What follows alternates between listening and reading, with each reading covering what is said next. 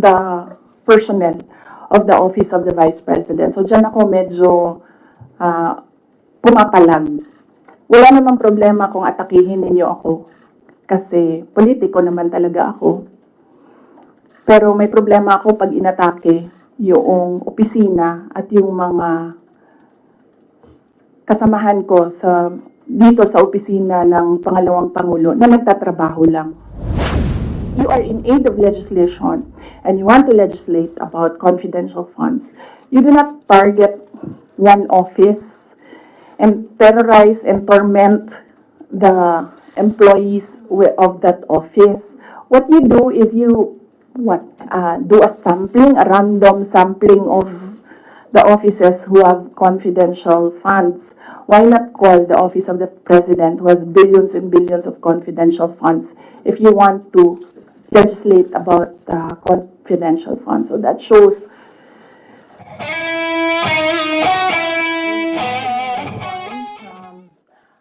the Office of the Vice President would like to thank everyone for joining us on our Thanksgiving and would like to wish everyone a very Merry Christmas, and I hope that you spend your Christmas and holidays with your loved ones and your families. Thank you. Questions? Hi, ma'am. Good afternoon. Mads po from Net25. Ma'am, you decided not to go na sa NBI. Though, in a statement kanina, sinabi naman ni Director Santiago na magiging papa sila sa investigation. What's your take on this po? Yes, ma'am. The lawyers presented me with options, and I asked them if I needed to go to the NBI for the subpoena, and then they said that I have options not to go. I can send a letter, I can send a position paper, I can send an affidavit. And so we decided that a letter will be sent to the NBI. And then with regard to patas, I don't think magiging patas itong investigasyon na ito. Dahil kung nakita nyo naman yung mensahe ng Pangulo na sinabi niya na ganitong kriminal na mga, sorry hindi ko maalala yung exact words na sinabi, pero sinabi niya ganitong mga kriminal na ingest. Sinabi niya ganitong mga kriminal na gawain na hindi ko palalampasin. So, makita na natin, no, the pronouncements of the President, meron ng bias doon. And kung nakita nyo rin yung interview ng isang USEC ng Department of Justice, sinabi niya, a threat is a threat. Well, if you're a lawyer, you would argue na no, there's several kinds of threats. But nakita nyo na doon pa lang sinabi na niya kung ano yung position niya. At as a USEC of DOJ, we expect that that is the position of the Department of Justice. So kahit pa man pumunta ako doon, hindi ako pumunta doon, we believe, and I believe, that we, meaning the lawyers and I, believe that cases will be filed. So kahit pang sabihin nila na merong investigasyon, sa simula pa lang, nagdesisyon na sila na mag-file sila ng cases. Good afternoon, Ma'am. Sara Duterte Hinamon from NHK. You have mentioned that there are already biases on how the government or the DOJ treat your case. So what would be the worst case scenario na nakikita ninyo na maaaring mangyari sa inyo? Okay. Ang worst case scenario, thank you, Ma'am Sel. Ang worst case scenario na nakikita namin is removal from office, impeachment, and then patong-patong na mga kaso, multiple cases to be filed, which the lawyers already told me to expect as well. That is why I just decided not to go to the NBI, because clearly the pronouncements of the President and the USEC of DOJ point to cases to be filed. Well, meron, parang may nag-raise before that it could be like a violation dun sa anti-terrorism law and plunder, which are non-bailable offenses. So, could that be part of the worst case scenario na hindi kayo, i-arrest kayo just in case and no bail? Yes, that could be as well. That is a possibility, ma'am, for cases that are without bail. And as I said, when I read the subpoena, I read there it was for grave threats na hindi naman grave threats yung ginawa ko under the revised penal code, and it was for anti-terror law. So napaisip ako, bakit anti-terror law ang iniimbestigahan nila? And then it's not the first time that I've heard of the anti-terror law used against a person. So the first time I read about it, they used it against Congressman Arnie Teves. So I inquired about what happened in Negros. So I was told, yun nga, there was a red notice, there was a AMLAC, freezing of assets, money, there was, well, a warrant of arrest, yes. And very recently, I read again the law, and then I found there that there is a provision there, removal from office. So on that point, it's still kumbaga an avenue, I think, that they're pursuing to remove me from office. I just want to ask how are we preparing, or what are our preparation, and how are we going to respond to impeachment or the worst case scenario? Oh, okay. Yes, ma'am. So very recently, we had a meeting with the lawyers, and what was discussed there was the arrangements, because we needed more lawyers. We are expecting another impeachment case, no? So this may be 3 impeachment cases. So, and then we will await official copy of the articles of impeachment so that they can prepare the defense. We already have advanced copies of what is filed in the House of Representatives, and they're starting preparatory works right now. Sorry, sir.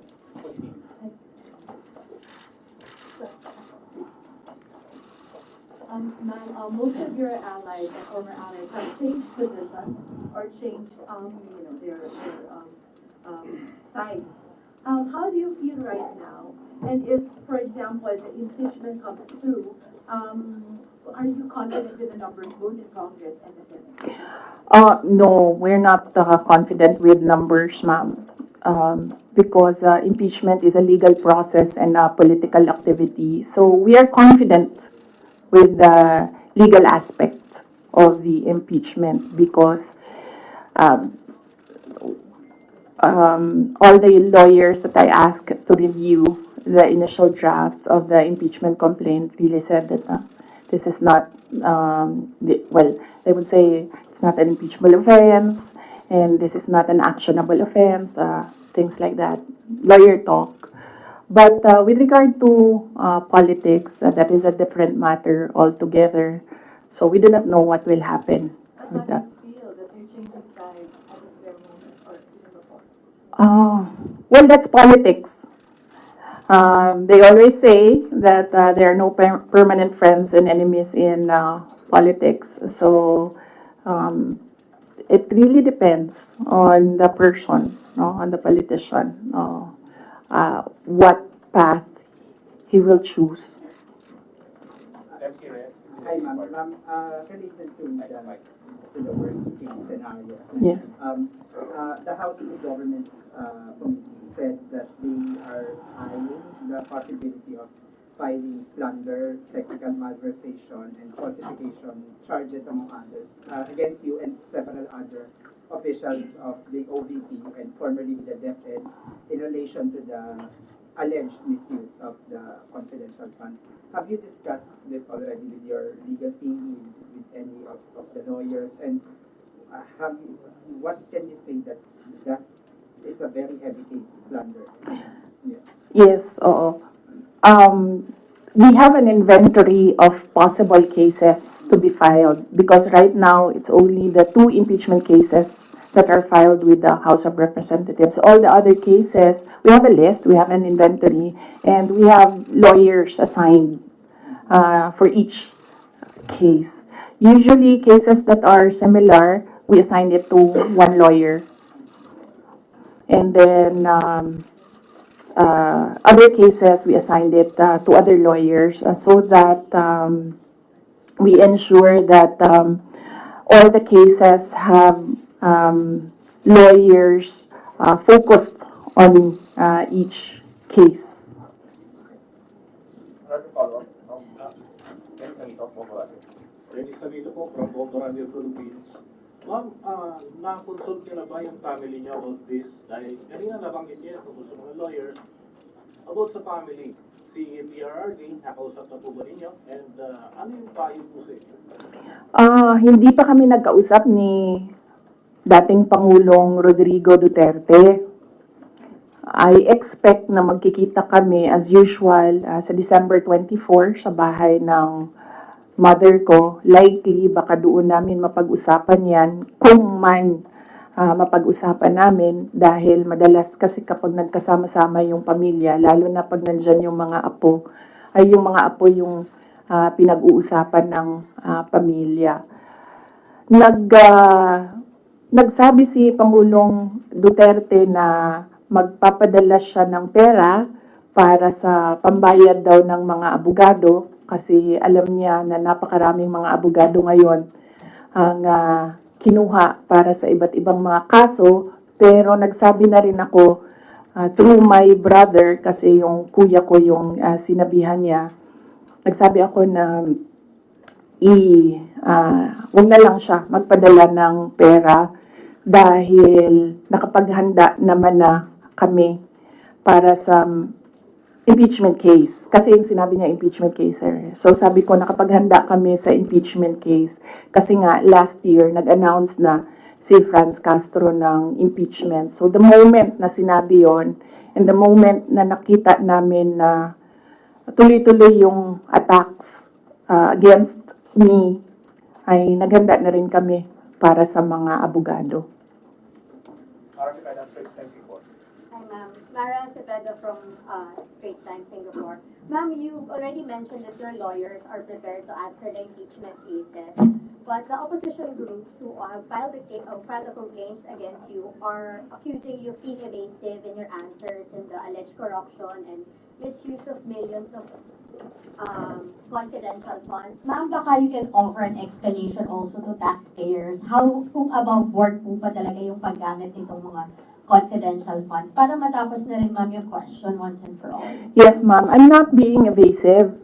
If you are referring to the to the budget hearing and the hearings in the House of Representatives, I'm not being evasive. I am not answering the questions because they have no authority to ask confidential questions.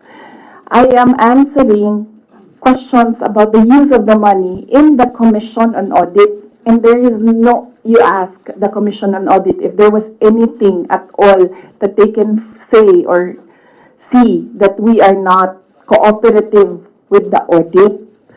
So it is wrong to say that I am evasive. I am definitely not answering questions about the use of the fund, about confidential funds, because it pertains to national security and the lives of the people involved in intelligence operations. And yes, as I said, we have fully cooperated with the audit process of the Commission on Audit, who has the sole jurisdiction to ask questions about the use of confidential funds. In fact, 2/4 of the Department of Education are already cleared by the Commission on Audit, but it is still being questioned inside the committee in the House of Representatives. So that is the reason why I am not answering questions from the House of Representatives. Plus the fact that, as I said, it is an attack. It is a political attack. If you are in aid of legislation and you want to legislate about confidential funds, you do not target one office and terrorize and torment the employees of that office. What you do is you do a sampling, a random sampling of the offices who have confidential funds. Why not call the office of the president who has billions and billions of confidential funds if you want to legislate about confidential funds? So that shows that they're singling out the office of the vice president. And I really feel that it's very disrespectful to the office of the vice president. That is also why when they ask that I respect their process, respect begets respect. So if they want respect, they should first respect the office of the vice president. That is what I was saying, that they don't like me, they don't like my person, they don't like Inday Sara Duterte, but they have to respect the office of the vice president. So if they want to investigate confidential funds, they don't single out one office. I understand, ma'am. VP, just a follow-up. Was it yesterday or the other day, the House also alleges that over 400 names na nag-cite with acknowledgement receipts, again, on the issue of the confidential funds, wala daw pong records at the DSA. Ma'am, you could offer an explanation because we know that this is a legal proceeding, pero pinag-uusapan po siya ngayon, ma'am, sa bahay ng bawat Pilipino. Kaya explanation if this is above board or bakit wala silang birth certificate, ma'am. No, I will not explain. I will not give an explanation because it will entail that I explain intelligence operations which will compromise offices who do intelligence operations. It will really compromise how they work. So no explanation will be given to the members of the House of Representatives. One final follow-up for me, ma'am. Then what's your response to accusations that an office like the DepEd and the OVP have no jurisdiction naman to have these confidential funds that are spent for national security? Well, the confidential funds was the first transfer of confidential funds was from the contingent funds to the office of the vice president, and this was approved by the office of the president. The next year confidential funds was 2023. We submitted it to the Department of Budget and Management. It was approved by the Department of Budget and Management, and therefore it implies that it was approved by the Office of the President because it was included in the National Expenditure Program, the NEP. So, and then it was approved by Congress as well. The only reason why we did not use the confidential funds in the fourth quarter for both offices because I was already flagged by a friend inside the House of Representatives that they will attack you using confidential funds. So yes, it was duly approved by the Office of the President and both houses of Congress as well as because it was included in the General Appropriations Act. So it was not, we presented it, we defended it, they approved it.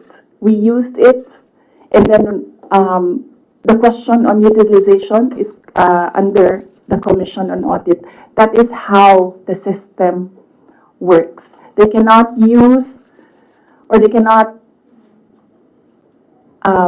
twist the system according to their personal interests. Really, all these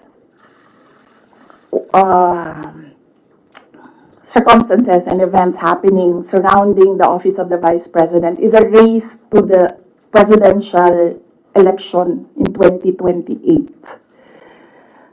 unfortunately, they are attacking the office as well. So, dyan ako medyo, and the personnel of the Office of the Vice President. So, dyan ako medyo pumapalag. Wala namang problema kung atakihin ninyo ako. Kasi politiko naman talaga ako. Pero may problema ako pag inatake yung opisina at yung mga kasamahan ko dito sa opisina ng pangalawang Pangulo na nagtatrabaho lang.